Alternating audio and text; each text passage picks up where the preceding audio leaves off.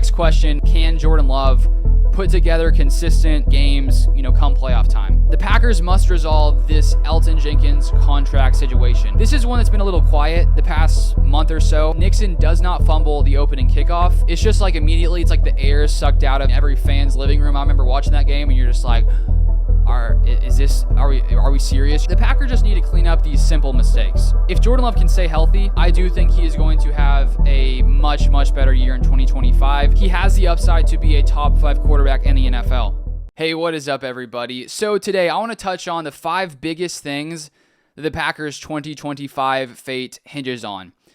And to start off, the biggest thing for 2025 is Jordan Love coming in and playing consistent football come playoff time. Because at this point of his career, we're still very early. I think he's going to have a very long career in the NFL. He's shown that in his first 2 seasons. But already, I think there is sort of a floor of expectations for Jordan Love. Before he came in as a starter, there were so many different potential outcomes for Jordan Love. Where moving on from Rodgers, and when you're so used to the caliber of play of Aaron Rodgers, as Packers fans, we got used to this elite level of play, and that continued from Brett Favre before him. And so when Love comes in, I think all of us, including myself, were thinking deep down, like, is our streak of success at quarterback going to come to an end? Because I was not ready to have to experience that. I didn't want to have to experience things like the Bears fans have had to experience for a while now. Just with all the uncertainty at quarterback. I really liked getting used to, showing up on a Sunday to watch a game knowing that your team was probably going to win. Because overall, looking at the wins, losses over the years, Brett Favre, Rodgers, for the most part, the Packers won majority of their games. And so that was sort of the initial question, is you just don't know until you see it with Jordan Love. And now we have 2 seasons, and I would say he has a very solid floor. I think that his floor is 10th to 15th best quarterback in the NFL. And I think that's going to be the case year upon year upon year. Of course, we don't want to see the Packers be the 10th to 15th best team in the NFL. We want to see them take that jump, win a Super Bowl, first Super Bowl in nearly 15 years. I'm ready to see another Super Bowl victory. And so you have a team last year that wins 11 games. Very successful. And you throw in the fact that Jordan Love missed time from an injury. Malik Willis comes in, balls out. I mean, that's a very, very successful year. But then you come into playoffs week 1 and you end up losing. And so for Love, after that insane first playoff game against the Cowboys, where after that game, I remember making a video, and in hindsight, maybe I was a little too excited. I did claim that at the time, there was no other quarterback I would want to have, including Patrick Mahomes. In hindsight, maybe that was a little too much excitement too early. But when I saw that game, I thought to myself, like, my goodness, if this is Jordan Love in his first career playoff game, just imagine what's going to happen 2-3 years down the line. And unfortunately, since that first playoff game, there's been a lot more struggle. There's been a lot of struggles for Love in those next 2 playoff games. Against the Niners, he throws 2 picks. They lose a divisional round. And then this past season, going into Philadelphia, playing against the Eagles, and he throws 3 picks. And the unfortunate thing is that to end the season, he was on a hot streak when it came to taking care of the ball. He hadn't thrown a pick in maybe 8 or 9 games, and then he comes in against the Eagles and throws 3 picks. And obviously, the Eagles were a very good team. They won the Super Bowl, so that proves that. They have a very good defense, a very good pass rush, a very good secondary, and Jordan Love just, made some bad decisions. The offense couldn't get going. It was a super slow start. And so if we want to see the Packers take that next step, we already know that they're capable of winning a lot of games in the regular season. The next question and the next hurdle is, can Jordan Love put together consistent games, come playoff time? And the big thing for Jordan Love is he doesn't have to come in and, dominate. He doesn't have to come in and put up, Aaron Rodgers type playoff numbers. Would that be nice? Would that be helpful? Would that lead to the Packers likely having more success? Of course. But there have been plenty of examples in times past where teams have won Super Bowls with quarterback performances that didn't really, light up the stat sheet. And I was looking back at a couple Super Bowls. There was one, it was probably one of the most unexciting Super Bowls to date. But the Super Bowl Broncos versus Panthers, where the Panthers were like 15-1 that season, Cam Newton MVP. And then that playoff game, it was a pretty boring one, 24-10. And here are Peyton Manning's stats with him winning the Super Bowl. 13 of 23, 141 yards, 0 touchdowns, 1 interception. And of course, the reason they won that game is their defense played insane football. 7 sacks and 4 forced turnovers. And so Manning has a bad day, but luckily the defense picks him up and he ends up winning that game. But just looking at, the other example, Tom Brady, in his first Super Bowl, they win like 20-17, and he had very average stats. 16-27, 145 yards, 1 touchdown. And so I think the common theme there is, Peyton Manning, if he would have thrown 3 picks in that game against the Panthers, even with the defense playing insane football, it would have been a lot tougher for them to actually win that game. And that's the thing with Jordan Love. We don't necessarily need him to put up a 3-touchdown, 0 interception day. I mean, it depends on the defensive play. If they play great football, which I think they're capable of, then he just needs to not, have a multi-interception game, because that's where I think the Packers get into some trouble, where in that game against the Niners, in his first, time in the playoffs, his second playoff game after beating Dallas, he has 2 picks. Maybe if he doesn't throw one of those picks, the Packers win that game. And there's a lot of what ifs you can always play. What if Anders Carlson didn't miss that field goal to put them up 7? There are a lot of what ifs you can play. But when it comes to these multi-interception playoff games, that's just not really going to cut it when it comes to actually having playoff success. And of course, Jordan Love has to know that. He's probably working on, in those big moments, those big games, trying to make better decisions. But that's just something we really need to see from Jordan Love for this Packers team to really be able to get to that next level. And I think when you look at lots of these quarterbacks in the league, I mean, there's so many guys who I think there are a lot of guys, the top tier guys who have insane talent, consistently play at that level. And then there's some other guys who are just, much more effective just when it comes to being responsible with the football. And you look at Jalen Hurts, I was looking up some of his playoff stats. So he's played in 9 playoff games, and in those 9 playoff games, he only has 10 passing touchdowns, so it's like, oh, that's not great. But then he only has 3 picks. So 3 picks in 9 games, and so you compare that to Jordan Love, he has, 3 plus 2? I think that's 5 picks in 3 games. And so that's the thing, when you're Jalen Hurts, because of the defense you have, because of Saquon Barkley, you don't have to go in and put up a 3-touchdown, 0 interception game. You can just play safe football, not really turn the ball over much, and that's a formula for success. And so that's, for me, thinking about the 2025 Packers, this is a defense that I do think has top 5 potential. I mean, that's not a really bold claim to say, considering they were, 6th last year in scoring. But I really think they can get to the next level. One reason being that it's Jeff Hafley's second year as the defensive coordinator, and when you have a defensive coordinator coming in year 2, these guys aren't having to learn the system. They're coming in already knowing, and so I think there's just a lot more things they can add to this defense that they didn't have year 1, just because it's a new system. Hafley said a ton of times that he really wanted to, he's the kind of coach where he wants to be able to explain things simply to players, and that was one of the big factors, big pluses of Hafley coming in. Is the talk was that he was very good at explaining these complex things in simple ways so that these defensive players could go in, not have to think too much, and just be able to play super free. Because when you're thinking too much, you're not really as reactive. And he did a good job of that in the first year with the Packers. And so now I think because those guys have that solid foundation, he can add more wrinkles and it won't be too much on their plate. So for me, I really do think the Packers defense can take some big strides forward in different ways. And so that should be exciting. And so that's where I think, obviously the formula for success is great defense, solid quarterback play. Odds are you're going to be a very good team. And we saw it with the Packers when they won their last Super Bowl. The defense was one of the best in the league, and they played really, really good football. Come playoff time, forced a lot of turnovers. So that's the thing. Jordan Love does not have to take over these playoff games unless the defense struggles, which in those cases, yes, he does need to come in and be Superman. But in the case that they can play solid football come playoff time, then we just need Love to be able to hone in a little bit, play like he did at the end of the season where he's not throwing a ton of picks. And so that's sort of the first big thing here, big factor for the Packers. Now, on to number 2. The Packers just need to clean up these simple mistakes. The Packers were one of the worst teams in the NFL when it came to drops last season. Wicks and Reed were in the top 5 in drop percentage. Romeo Doubs was around 20th, about 23rd according to PFF, minimum 50 targets. But those guys just have to catch the football because when you have these receivers dropping balls on third down, these big moments in games where you need a conversion to keep things going, you just can't have guys dropping the ball. And so that's just something that, a little mistake that if the Packers can just improve that just a little bit, that'll go a long way.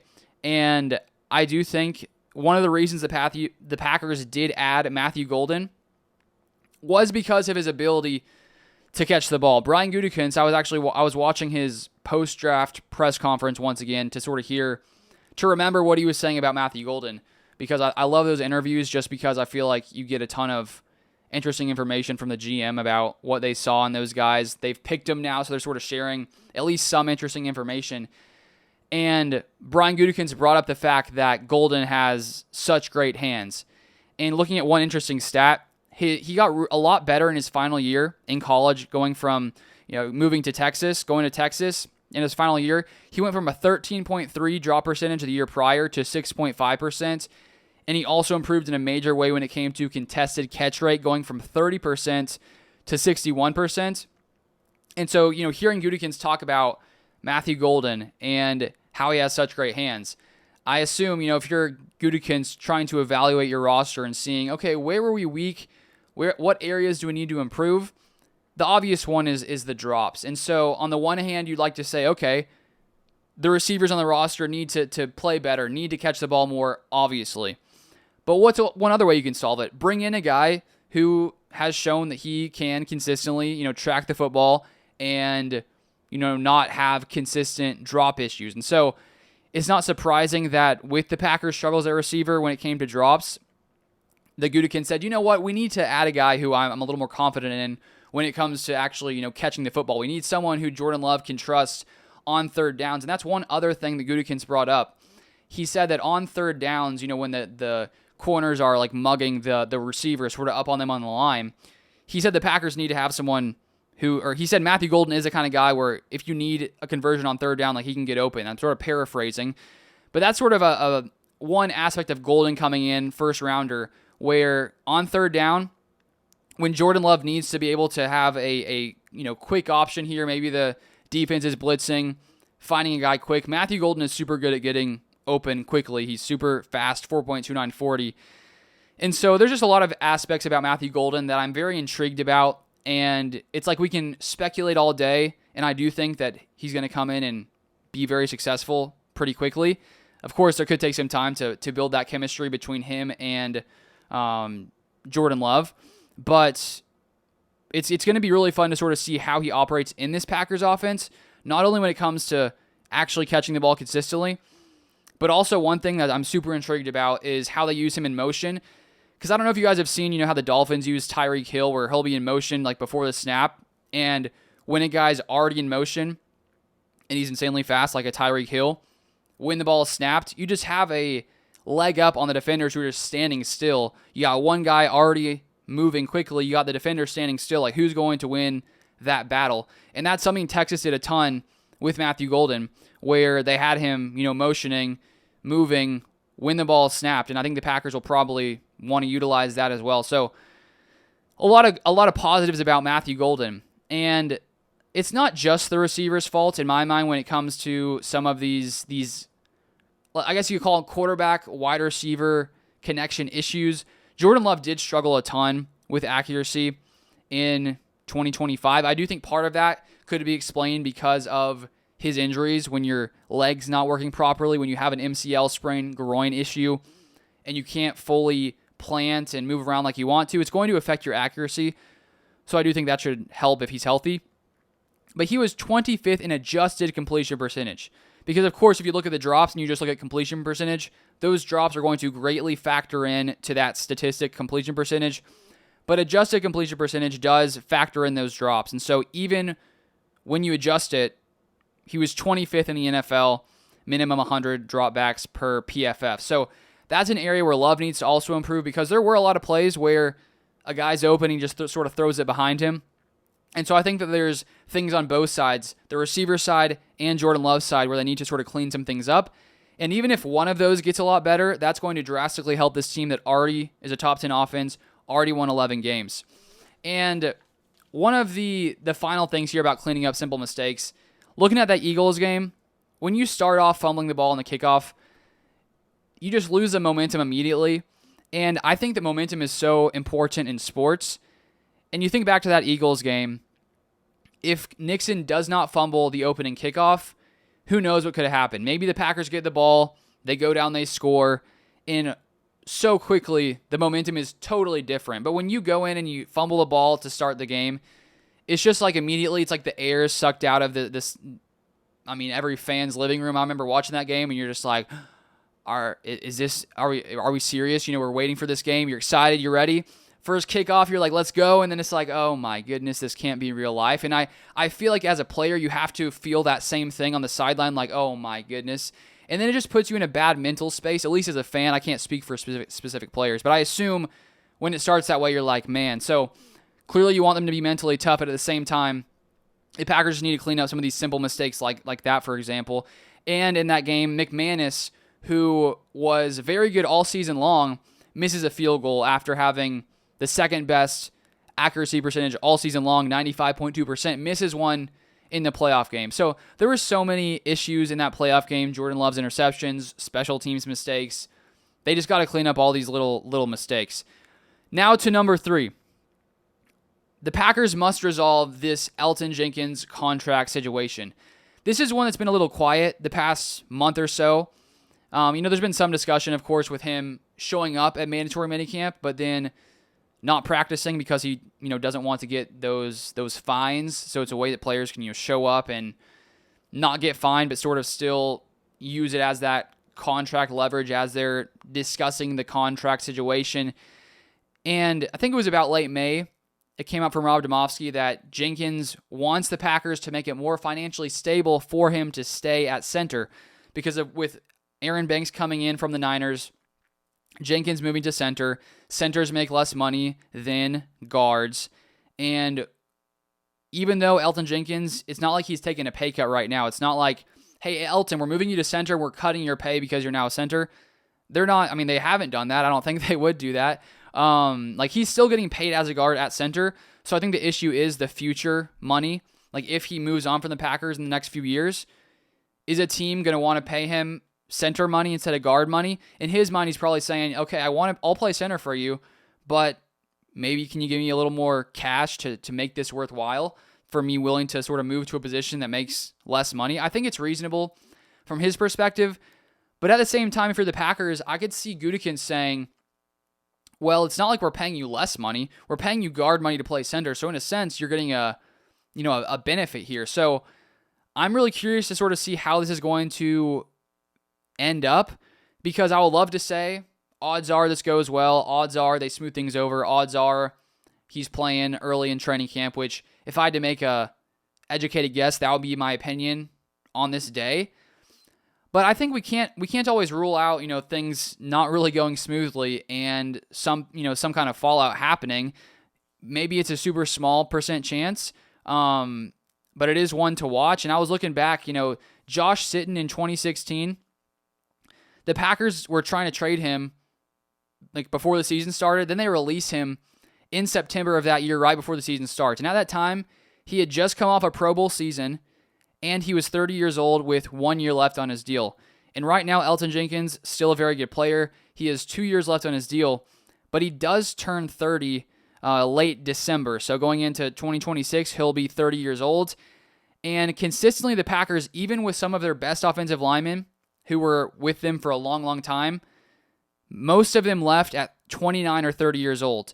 Corey Linsley, TJ Lang, Brian Bulaga, all were 29 or 30 years old when the Packers either let them go in free agency or decided to release them, like Josh Sitton. So I'm not here saying, okay, Elton Jenkins is going to get released. I'm just saying we have to keep in consideration that this could go in any way. I think the largest percent chance, a very high percent chance, I would say 80 to 95% chance everything is totally fine. The question becomes, are the Packers willing to budge when it comes to what Elton Jenkins wants? If they say, no, we're not going to do what you want, whatever it is he wants, we don't exactly know.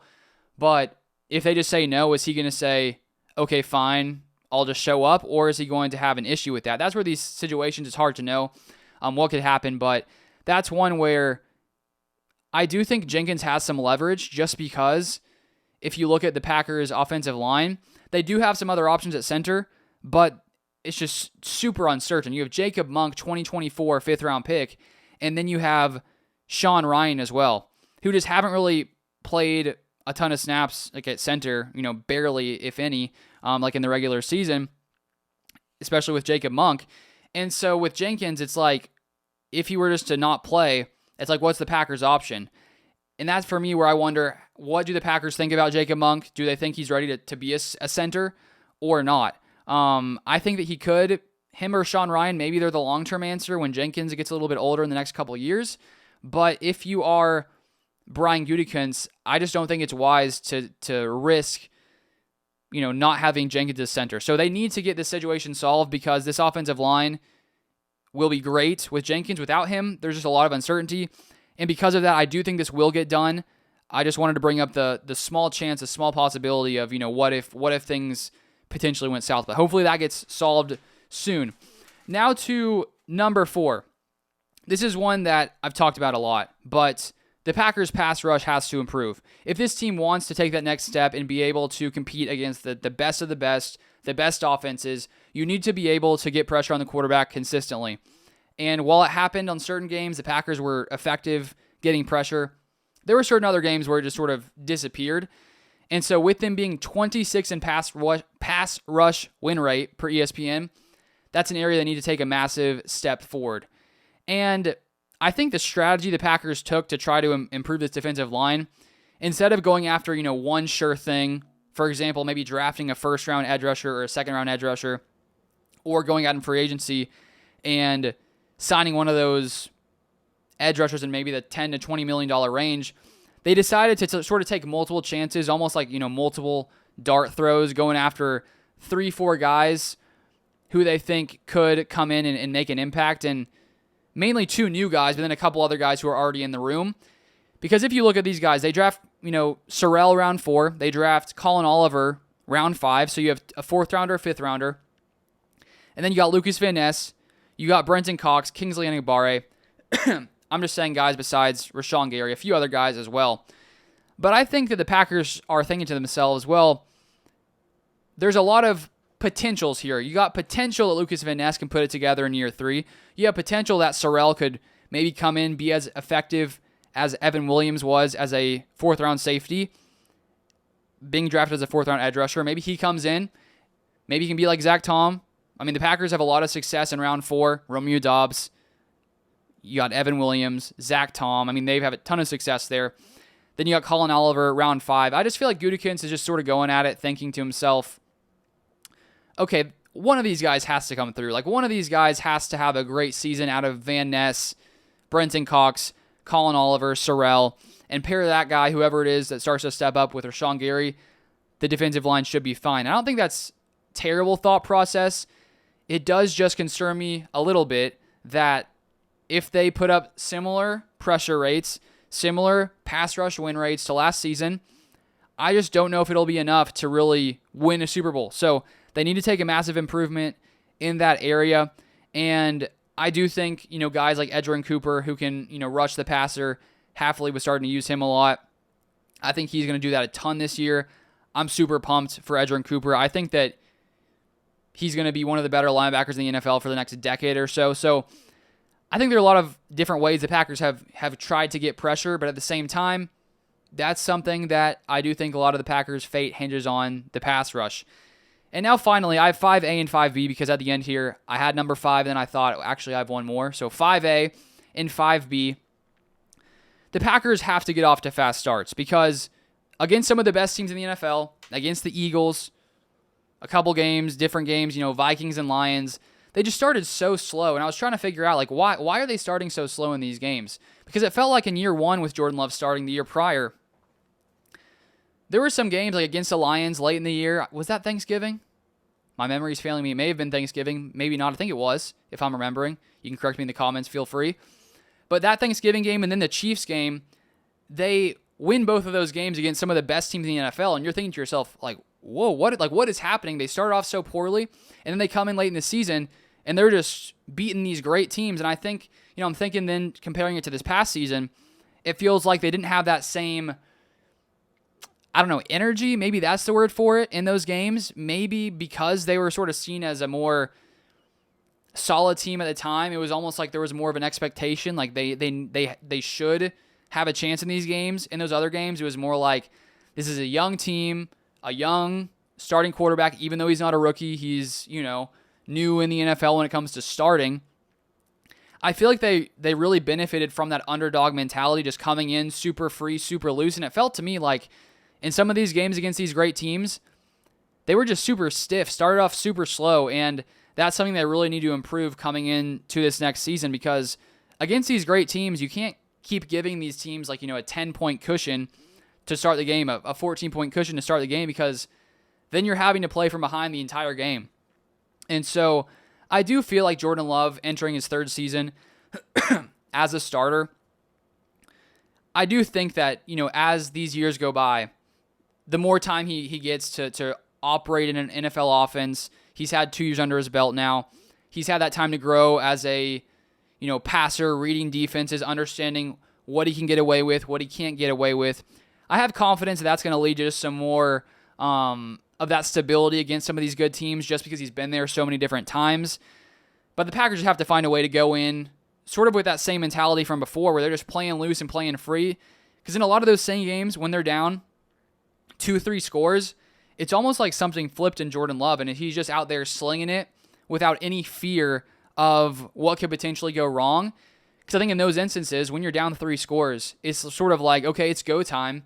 Either, we score a ton of points right now or we lose. There's no like, okay, we need to slowly move the ball on the field. There's not enough time for that. And so I feel like if Jordan Love can sort of get into that mode right away, where you don't want him taking unnecessary risk, but you want him sort of playing free and not really being too potentially fearful about, making a turnover or having a bad play. They just got to play more free. And then the final one is Jordan Love's health. If Jordan Love can stay healthy, I do think he is going to have a much, much better year in 2025, because you have his first year starting, you have his this past season, and if you look at the overall stats, they're very similar. Very similar passer ratings, happened a little different each year. But I do think that he has the upside to be a top 5 quarterback in the NFL. And I think if he can stay healthy, I think that there's a much greater chance we see that from him this next season. I almost have a feeling we will. If he can stay healthy, just because I think going into year 3, the development, Matthew Golden, bolstering the offensive line, him sort of learning things and how to operate in the NFL more and more, I do have a lot of confidence in what Jordan Love can be. Of course, we don't know until we see it, but Jordan Love staying healthy, obviously huge for every starting team or every NFL team. You're $50+ million quarterback. You want them to stay healthy. Thank goodness we have Malik Willis still, because he's incredibly talented. We saw that this past season. But that's sort of the fifth thing there. And then I want to end this off with a couple questions from you guys. And if you guys do want to ask questions in the future, I would say best spot, if you go to Twitter, my username is @LukeBeller3, LukeBeller3, and just tweet at me, tag my name, put a question, and I'll try to bookmark some of them. I'm probably not going to get through all of them every time. I definitely am not going to get through every single one, but I just want to pick a few each time, so just keep asking, and hopefully eventually I'll get to some of yours. But I have 2 questions I want to quickly go over, and then I'll be done here. And if you haven't subscribed and you want more Packers content, feel free to subscribe. I also am on Spotify, podcasts, all that stuff now. This is longer content, so feel free to check it out there. But first off here, we have from @Tyson3931, who says, I don't know if you've answered this before, but what do you think would be the starting wide receivers 1 through 3 week 1? Good question. I would say starting 3, with the Packers, let's say putting 3 receivers out there, like a 3 receiver set. Jaden Reed in the slot, Romeo Doubs outside, Matthew Golden as the other outside receiver. I would say that's probably my guess for how the Packers start, unless because he's a rookie, someone else gets to start. I don't know. I feel like he will be starting week 1. He should be the starter. But that's sort of my assumption there. Of course, Christian Watson injured. You got Wicks, who will come in later, play outside. I mean, you have a lot of other options, but those are my top 3 options there. And then finally here we have from @BoostedAnimal says, do you think Goot will bring in any veteran DBs or pass rushers before or during camp? Or will he avoid older players and stick with the young guns? If I had to make my guess based on Brian Gutekunst, his past, his history, I would assume he is not going to add one of those free agents. I talked about it in my last podcast if you want to check it out. Are there any remaining free agents the Packers should sign? I broke down a lot of those guys. My guess would be no. Is there a chance? Of course, there's always a chance. There's always at least, a 0.1% chance that something crazy happens. My guess would be no.